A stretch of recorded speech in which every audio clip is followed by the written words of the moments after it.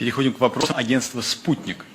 Passons aux questions. Agence Sputnik. Bonjour, Maria Balarova, Agence internationale Sputnik Afrique. J'ai une question pour Monsieur le ministre Abdoulaye Diop. Votre Excellence, la CEDEAO vient d'annoncer la levée de sanctions contre le Mali, mais également contre le Niger et la Guinée. Comment évaluez-vous cette démarche de la CEDEAO? Peut-on affirmer que par cette démarche, la CEDEAO reconnaît l'échec de sa politique de sanctions et comptez-vous faire le retour au sein de cette organisation? Merci pour la question.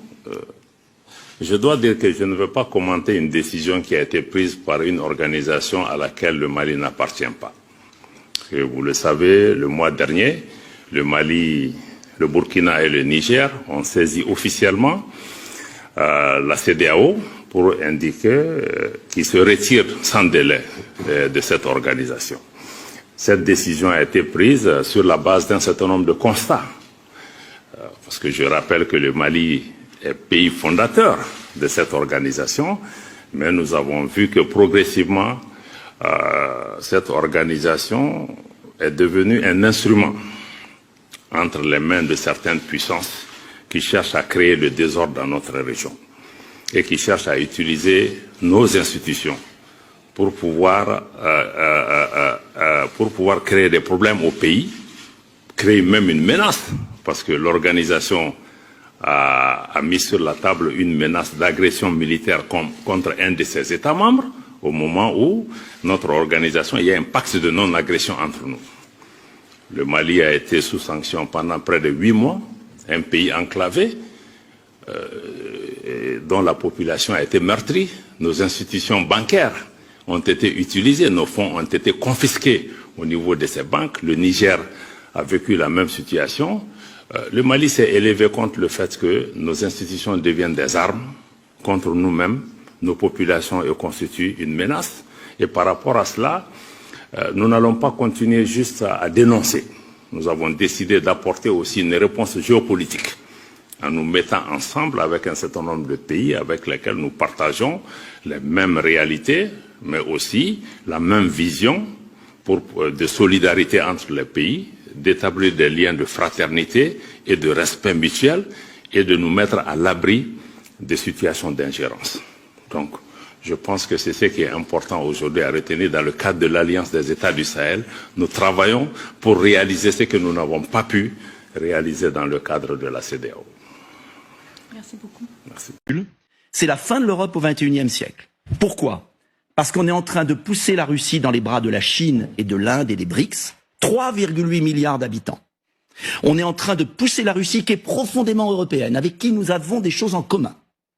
Et puis, on est en train... Vous dites que la Russie aujourd'hui est profondément européenne. Je vous promets, je finis, mais je veux au moins dire ça. Donc on pousse la Russie dans les bras de la Chine. On est en train de saper la puissance du continent européen au XXIe siècle. Et de l'autre côté, le continent européen, l'Europe, l'Union européenne, se met à la merci des États-Unis en état d'esclavage économique et financier, en payant son gaz 4 fois plus cher et en ruinant son industrie, notamment allemande. Le résultat de tout cela, de ces va-t-en-guerre complètement fous qui dirigent notre pays dans la guerre, c'est le discrédit et le déclassement de l'Europe tout entière au XXIe siècle au profit du couple Chine-États-Unis. Le Sud global, et je finis, le Sud global est en train de prendre parti contre nous et nous perdons nos positions, je finis, en Afrique. Oui. Alors, et j'espère que Trump va arrêter cette guerre. Ah voilà, c'est votre allié Trump, c'est en tout cas, sur l'affaire de l'Ukraine, je pense que c'est le seul qui peut éviter la folie d'une guerre mondiale. C'est votre candidat. Non, je n'ai pas à soutenir parce que je ne suis pas du tout Trumpiste sur beaucoup d'autres points. Vous l'avez soutenu la fois d'avant. J'ai pas soutenu. Si, vous avez dit c'est votre candidat. Pardon. Entre Biden qui défend des intérêts économiques en Ukraine, malsains, et Trump qui veut faire la paix, au moment où l'Europe risque l'embrasement nucléaire, je dis très clairement qu'il y a une voie de paix à trouver, que cette voie de paix, c'est celle que Jacques Chirac voulait et où il avait raison, pas d'OTAN et pas d'Union européenne en Ukraine. C'est pas ce que Jacques Chirac aurait fait dans cette situation. On ne peut pas dire qu'il aurait fait ça. Hein. Personne ne peut dire ce qu'il aurait fait, vous avez raison, Rutel Krief. Moi, je vous dis que le choix pour les Français aujourd'hui, et j'assume mes positions, c'est d'aller toujours plus vers la guerre, de s'affaiblir socialement, économiquement, ou de dire stop. Eh bien, faisons un débat au Parlement, et vous verrez que je sais qu'il y a des millions de Français qui sont derrière moi sur cette affaire.